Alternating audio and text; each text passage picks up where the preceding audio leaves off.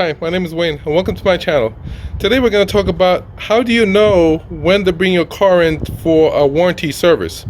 And so right now I have a loaner. We're going to go and take a look at the loaner car, and it's basically a C-Class. I'm 6'4", so you can imagine how I fit in that C-Class. But we can go ahead, change view, take a look at the loaner car and just go over a few basic things.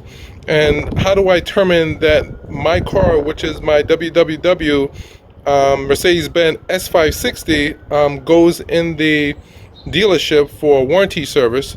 And let's go ahead and views. And right now we're taking a look at the loaner car, and like I said, this is a S series, and everything is smaller on this car than the S series. So, and we'll come back and take a good look. But let's just go inside, and I'll tell you the reason why I took my S series in for a warranty service, and I'm hoping that what I guessed was correct. And like I said, everything here is in a smaller view, and we're gonna go ahead. So the reason why I took my S series, because when I start the engine and I put the car in drive, like so I'm doing now, and I put my hand on the steering wheel, there's a vibration. Right now I don't feel any vibration on this car.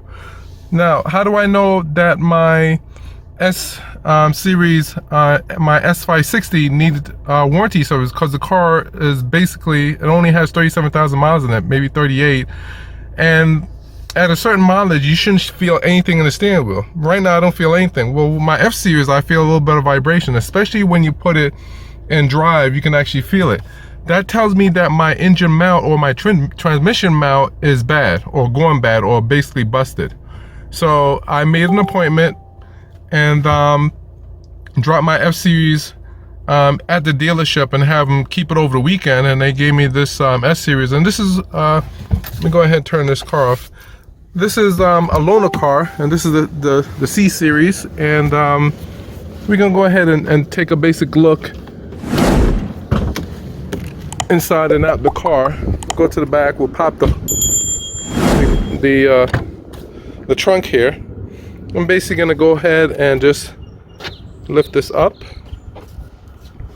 and of course you have no spare because these cars come with run flat. We'll take a look what this panel is, and how nice. This is the fuse box, and with the S series, the fuse box will be on this side over here.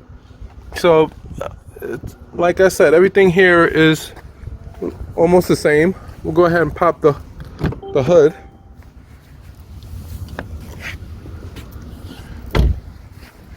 We'll just go ahead and take a look at what's underneath the hood of the car. And of course, the same thing here, different layout, but you have your antifreeze will go in here. This is the air duct will actually come in here, go into the air filter, come down here, goes into the turbo, and of course eventually into the engine. Your oil is here, and let's take a look at this panel here. This is your brake fluid. This is for your windshield wiper fluid. Come on this side, we have your battery. Flip back here if you want to charge it. Positive here. Come over here, this will be the negative. Go ahead and close that. And interesting enough, we're looking for the dipstick, and I can almost guarantee you if I go back in the car and go in the service menu, there'll be a gauge reading my oil level in the car, meaning this car doesn't have a dipstick. So let's go ahead and just try that and take a look what's going on. For those of you who have the 2016, your headlights are here. This is the electronic module for your headlight. But one of the videos that I was planning to do was actually putting a gel cell in here to absorb the moisture. So every time you wash your car, your headlights don't fog up. They fixed that in the 2018 model that I had. So oh well, there goes the video. But let's go inside and check and go into the service menu and see if there is a oil level check indicator. For us to do that, we have to close the hood.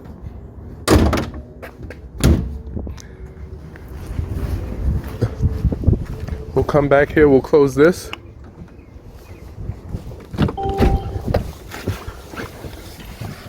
And we're going to go ahead and turn this on. We're going to push it once. Actually, we'll push it a second time so all the lights light up. We're going to take this. We're going to go into the home button. This is going to switch into the screen. Let me get rid of that X first. And the way to get rid of that X or that warning indicator, we'll go ahead and we're going to push enter for that one, which is there. So now that's gone. We're going to go ahead, hit the home button. We're going to scroll over to the left. I'm moving my thumb over to the left. We're going to go to service. We're going to go ahead and push down, which is enter. We're going to go down. We're going to go to engine oil level. And right now it's measuring it. All right. And there we have the engine oil level. It look like we need about a good quart for this car. This is the C series. And same procedure that you would do with the steering wheel to check the engine oil and dip. This car doesn't have a dipstick, and so when those model engines don't have a dipstick, this is how you check the engine oil. So for some people great, other people not so great, but it is what it is. So let's go and get our car back from the dealership, and they basically called, and we'll take a look at the report and see what the investigation has to say about what they found. And I know I'm pretty much correct when I talk about the engine mount or the transmission mount on that car, because the vibration can come from nothing else. I've had a car for so long that you pretty much know what's wrong, or you have a hunch or an idea what's wrong with your car, and normally that hunch is pretty much correct. Sometimes it's not, but you know, let's go get that car and see what happens. All right, finally at the dealership, gonna pick up my ride. I'm excited and can't wait to come in and actually get my car. So this is it. So we're at the dealership. This is one of my favorite dealership,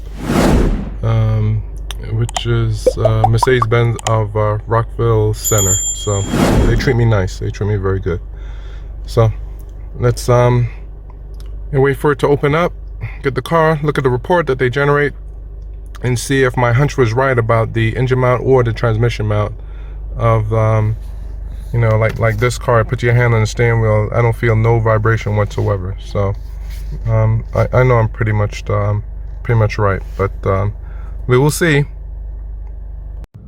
Got my baby back again, so I'm getting ready to get out of here and just go home and relax, actually go to work.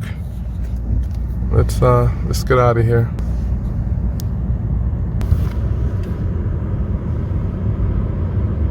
All right, so I'm looking at the report, and it talks about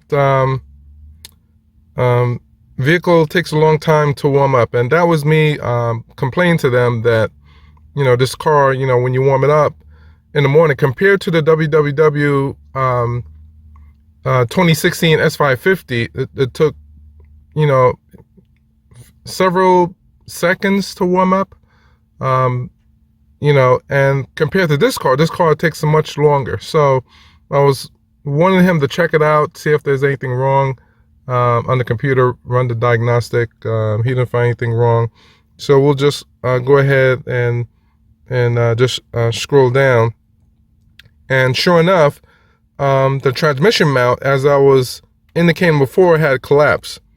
And it's either the transmission mount or the engine mount. One of the two will cause vibration in the steering wheel.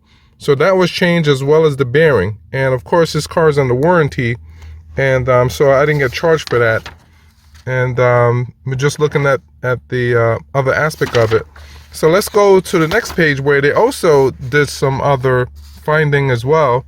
And it talked about changing the rear brake pad and the rotor, and look how much they charge.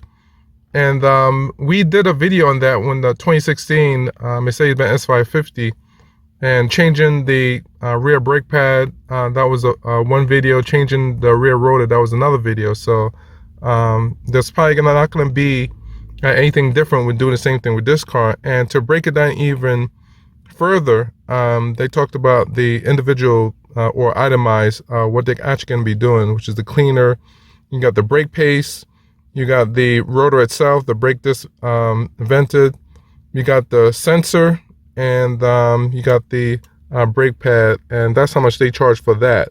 So, and altogether, this is just to show you how much money you can actually save by doing it yourself. Now, if you're one of those individuals where your time is more important than the money actually coming out of your pocket, then you're one of those individuals, the top 1%ers, that will actually pay for this and could care less about doing it yourself. But for others who do want to keep a clamp on their wallet, this is the thing that you do. And this is the reason why this channel was created, to help you save some money. All right, so we're going to take a look at the rear rotors. And basically I can tell by looking through the spokes that the brake pad definitely needs to be changed. And if we take our hand and rub it, the rotors have grooves, so definitely the rotors have to be changed. Let's come on this side and take a quick look. We'll take a look at the brake pads, and the brake pad does need to be changed because it's low. And take our hand and just rub straight up, and yeah, the rotors have groove, and the rotors do have to be changed as well. Yeah, a question, this is a quiz, which one is more important to change? Is it the brake pad or is it the rotor? Anyone know? It's the brake pad, because if the brake pad gets too low, you're going to hear scraping, and it'll definitely damage the rotor even more. So and that's only if you're strapped for cash, that you can't afford to change both the rotor and the brake pad. But you go ahead, you change the brake pad, and of course it will smooth out a little bit of the rotor, but you will still need to change the rotors.